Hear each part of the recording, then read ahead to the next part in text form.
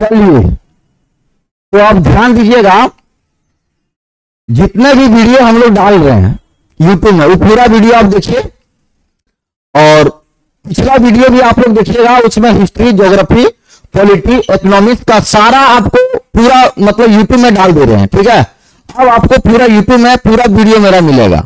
अगर आपको जीएस में हर प्रकार का दिक्कत है तो हम आपको बार बार बोल रहे हैं कि कमेंट आप लिख के हमको भेजिए। कमेंट में हम देखेंगे कि आपका क्या समस्या है, उसका समाधान होगा। ठीक है, और जीएस आपको अच्छा लगता है तो शेयर भी कीजिए। बहुत कम शेयर हो रहा है, व्यू भी बहुत कम जा रहा है, तो अपना व्यू जो है उसको बढ़ाने का प्रयास कीजिए। और वीडियो अगर अच्छा लगे तो शेयर करने में क्या दिक्कत है, शेयर भी कीजिए और लाइक भी कर दीजिए, कोई दिक्कत थोड़ी है। तो आज हम बात करेंगे जो सबसे कठिन चीज है। हिस्ट्री हम लोग बहुत पढ़े हैं, लेकिन आज तक नवरत्न नहीं याद होता है। ये अकबर का जो नवरत्न है, इतिहास में नवरत्न दो व्यक्ति के दरबार में रहता था। आप पढ़े होंगे, एक चंद्रगुप्त गुप्ते के दरबार में और दूसरा पढ़ेंगे अकबर के दरबार में। दो ही के दरबार में नवरत्न रहता था। चंद्रगुप्त गुप्ते के दरबार में जो नवरत्न रहता था वो पिछला वीडियो में हम डाले हैं, अब उसको खोज के देखिएगा।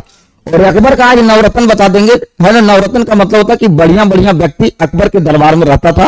अकबर को महान कहा जाता था। अकबर का जन्म 15 अक्टूबर 1542 को अमरकोट के रानावीर के महल में हुआ था। अकबर की माता का नाम था हमीदा बानो बेगम और अकबर के पिता का नाम था हुमायूं। आप जानते हैं कि अकबर जो है पूरे अखंड भारत पर कब्जा करने का प्रयास किया। राजपूतों के निकट अकबर कब आया, जब अकबर जा रहा था अपने पुत्र की मन्नत मांगने के लिए अजमेर। जब अजमेर जा रहा था तो चित्तौड़गढ़ का एक राजा था जिसका नाम था भारमल। चित्तौड़गढ़ का एक राजा था भारमल। भारमल को कुछ हाथियों ने दौड़ा रहा था। हाथियों के आक्रमण से अकबर ने भारमल को बचा लिया। जब अकबर ने भारमल को बचाया हाथियों के आक्रमण में, इससे भारमल खुश हो गया। भारमल खुश हो गया, अपने दरबार में अपने महल में अकबर को बुलाया। अकबर जैसा वैसा महान शासक आज तक उसने देखा नहीं था, इसीलिए अकबर और राजपूतों का मिलन वहीं से शुरू होता है। हालांकि होता क्या है कि वहां से जब शुरू होता है तो अकबर अपने पुत्र की मन्नत के लिए वो जा रहे थे अजमेर। अजमेर क्यों जा रहे थे, आपको पता है कि मोहम्मद गोरी जब भारत एंट्री मार रहे थे तो गोरी के साथ चादर उदर ओढ़ के सूफी लोग आ रहा था, बाबा लोग, जिसको मुसलमानों का जो बाबा होता है ना उसको बोलते हैं सूफी। सूफी सफा सबसे बना है, और सूफी लोग चादर उदर ओढ़ के आ रहा था, जो जादू टोना करता है, नृत्य गान करता है, आपका भविष्य बताता है, इस तरह का तंत्र विद्या करने वाला जो व्यक्ति होता है उसको बोलते हैं सूफी। ये बाबा सूफी लोग जहां रहते हैं वैसे स्थानों को बोलते हैं खानका। क्या बोलते हैं, खानका। तो सूफी लोग गोरी के साथ घूम के आ रहा था। एक सूफी बस गया जाके अजमेर में, उसी का नाम है शेख सलीम चिश्ती। शेख सलीम चिश्ती सूफी बाबा है, वो जादू टोना देखता है, वहां मन्नत मांगिएगा तो पुत्र की प्राप्ति होगी। उसी के दरबार में अकबर अजमेर पहुंचा। बीच में राजपूतों से उनका मुलाकात हुआ और उसी राजपूत से बात हुआ बाद में कि जोधाबाई का शादी अकबर के साथ करवाना है। यह शर्त हुआ कि जोधाबाई अपना धर्म को नहीं छोड़ेगी और जोधाबाई जिस धर्म को मानती उसी धर्म को लेके चलेगी। हुआ क्या कि मन्नत मांगा शेख सलीम चिश्ती की दरगाह में रुकैया बेगम के लिए कि रुकैया बेगम का एक बेटा हो जाए, लेकिन बेटा किसका हो गया, जोधाबाई का। और जोधाबाई का जो पुत्र हुआ उसी का नाम था सलीम। सलीम बचपन से बहुत नाटक करते थे, लड़की बाजी, लड़कियों का दीवाना होते थे सलीम। कहा जाता कि सलीम को जब बड़ा हुआ सलीम तो उनका नाम रखा जहांगीर। दुनिया का हीरा का नाम है जहांगीर। जहांगीर एक ऐसा राजा निकला, ऐसा बादशाह निकला जो बुरी आदत के कारण, शराब के कारण जहांगीर का लत खराब होते गया।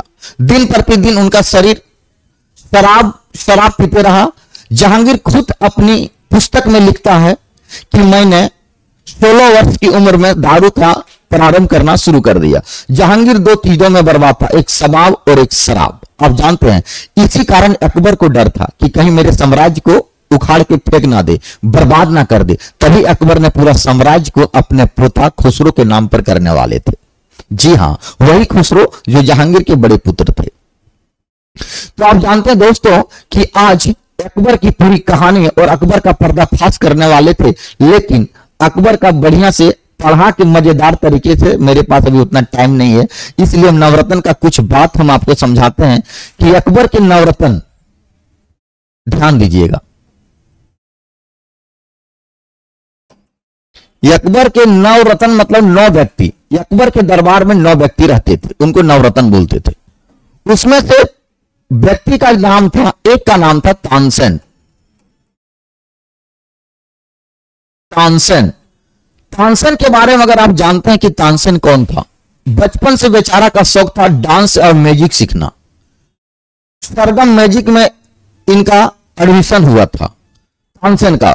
तानसेन का अगर जीवन की शुरुआत करते हैं तो इनका जीवन की शुरुआत होती है ग्वालियर से। तानसेन की जीवन की शुरुआत ग्वालियर से होती है। ग्वालियर पड़ता है मध्य प्रदेश में। आप जानते हैं कि मध्य प्रदेश में कुल 51 जिला होते हैं। 51 जिला का नाम हम आपके सामने बोल रहे हैं, आप मिलाइएगा कि एमपी का 51 जिला, भोपाल, इंदौर, अलीराजपुर, खरगोन, खंडवा, उज्जैन, छिंदवाड़ा, जबलपुर, झाबुआ, टिकमगढ़, दतिया, दमोह, धार, डिडोरी, नरसिंहपुर, नीमच, पात्रा, बड़वानी, बालाघाट, बैतूल, बुरहान, रीवा, रायगढ़, होशंगाबाद, छतरपुर, उमरिया, अनूपपुर, अशोकनगर, ग्वालियर, कटनी, मालवा। तो ग्वालियर जो जिला है ये एमपी में पड़ता है। इसी ग्वालियर में तानसेन का जन्म होता है 1506 में, राइट। तानसेन का जन्म 1506 में ग्वालियर में होता है। तो कहा जाता है कि तानसेन को बड़ा ही शौक होता है, गाना वाना सीखने का बड़ा ही शौक होता है। ऐसे संगीत में तो बहुत सारे लोगों का शौक है। आप सुनिएगा संगीत में, इससे पहले अकबर के दरबार में बेजू बाबरे नाम का एक संगीतकार रहता था, बहुत भयानक वो भी गाते थे। तो तानसेन ग्वालियर में एक राजा था जिसका नाम था मान सिंह तोमर। बहुत बढ़िया से समझिए, मान सिंह तोमर के दरबार में बेचारा सरगम मैजिक में जाके गाना वाना सीखता था। मान सिंह तोमर के दरबार में गाना वाना गाने के लिए सीखता था, लेकिन इनका राग और गला बहुत तगड़ा था। मान सिंह तोमर के दरबार में जब ये गाना वाना शुरू कर दिया तो बहुत दिनों तक ये मतलब गाना यहां गाया। कहां पर? मान सिंह तोमर के दरबार में, ग्वालियर में पड़ता है। उसके बाद बेचारा मान सिंह तोमर जो था, है ना, ये मान सिंह तोमर की जब मृत्यु हो जाती है तब यहां ये छोड़ देता है, इस क्लास को ये छोड़ देता है। अब तानसेन एक ऐसा गुरु का तलाश करता है जो इनको अकेले पढ़ावे। ऐसा गुरु का तलाश किया जो इनको अकेले पढ़ा। जिस तरह से चाणक्य ने चंद्रगुप्त मौर्य को खड़ा किया, उसी प्रकार से तानसेन को खड़ा करने वाला एक गुरु इनको मिलेगा, और गुरु रहता है हरिदास। वही हरिदास जिसके बारे में मूवी बना है, और वो हरिदास रहते हैं वृंदावन में। अब तानसेन ऐसा गुरु का तलाश करता है, उस गुरु का नाम रहता है हरिदास।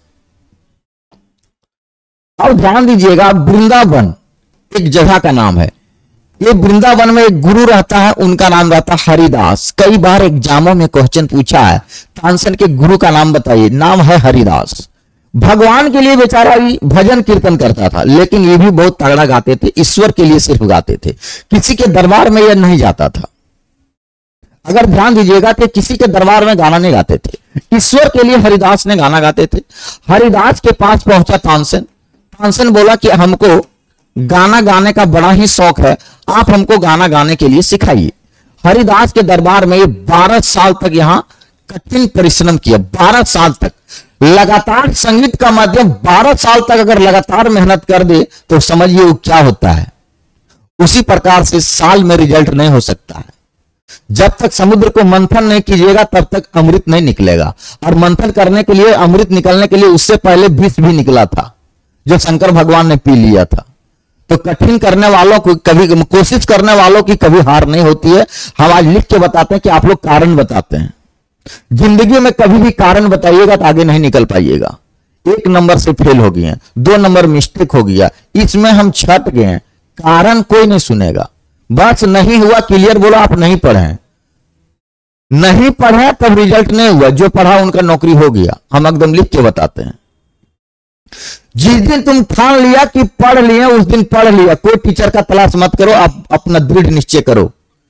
हम आपको पहले बोले, जिंदगी में किसी का तारीफ मत कीजिए, आपका तारीफ कौन करेगा इसके बारे में आप सोचिए।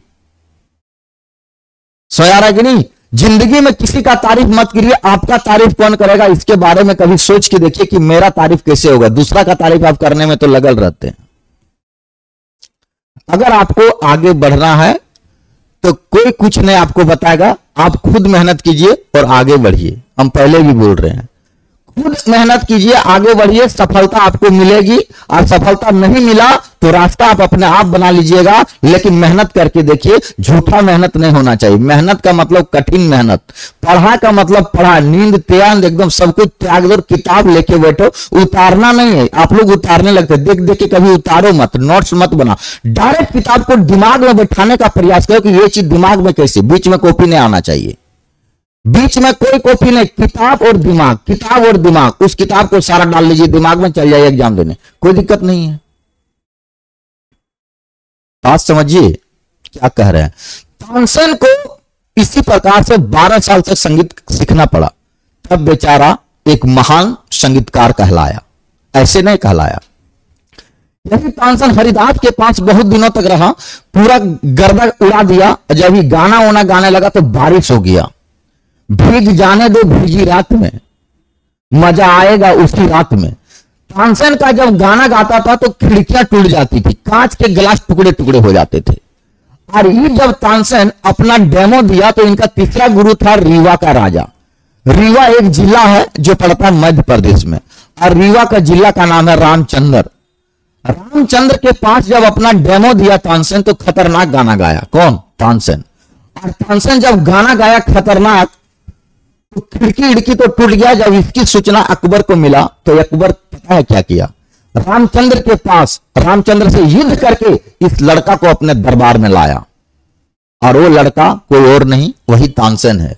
और तानसेन इतना खतरनाक गाया कि कांच का गिलास टुकड़े टुकड़े हो गए, बारिश हो गई, उनके राग में इतना दम था कि भूकंप आ गया। ऐसे संगीतकार लता मंगेशकर थी, जो बेचारी नहीं रही इस दुनिया में, मर गई। उनको भारत रत्न अवार्ड भी दिया गया था। तो कहा जाता है कि मेहनत करने वाला का इतिहास आज हम पढ़ा रहे हैं। जिसने मेहनत किया, आप मेहनत कीजिए, आपका इतिहास कोई नहीं पूरा दुनिया जानेगी। लेकिन अगर मेहनत नहीं किए, झूठा मेहनत कीजिएगा तो बुड़बक सिर्फ अपना माता पिता को बनाइएगा, अपना जिंदगी आप अपने बुरे स्तंभ में ले जाइएगा। और यही है तानसेन का असली कहानी। तो आप समझ गए होंगे कि तानसेन का जन्म 1506 में ग्वालियर में हुआ था। ग्वालियर कहां पड़ता है? मध्य प्रदेश में। जय हिंद। अगला वीडियो हम फिर कल बताएंगे। चलिए।